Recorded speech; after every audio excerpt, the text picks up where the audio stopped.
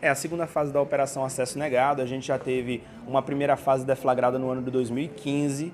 Naquela época lá a gente teve deflagração com cumprimento de mandados de busca e de prisão temporária. Dessa vez, passado algum tempo do início da investigação e com muito mais elementos de convicção, porque a gente quebrou sigilo bancário, fiscal, ouviu pessoas, então fez uma investigação que hoje se encontra muito mais robusta e muito mais calcada em elementos que a gente conseguiu coligir nesse tempo, né? A gente deflagra a segunda fase, que deve ser a fase final, para o município de Canindé de São Francisco, com o cumprimento de 18 mandados de busca e apreensão nas cidades de Juazeiro, Petrolina, Salvador, Feira de Santana e com um mandado aqui em Aracaju.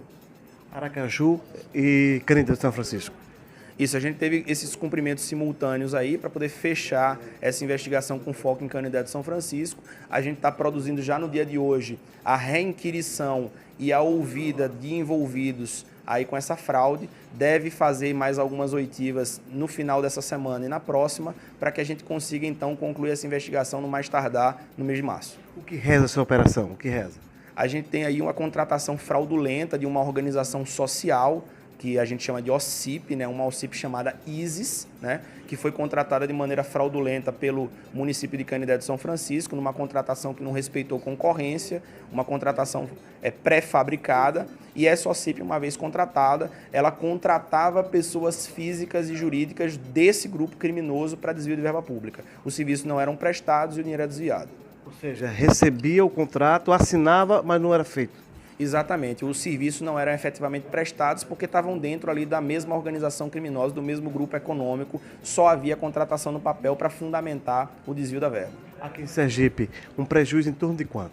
Lá em Canindé de São Francisco, especificamente, cerca de R$ 1.300.000 de prejuízo, e se a gente for falar aí de todos os municípios que fizeram contratação com isso, não só em Sergipe, mas em outros estados, algo que passa dos R$ 50 milhões.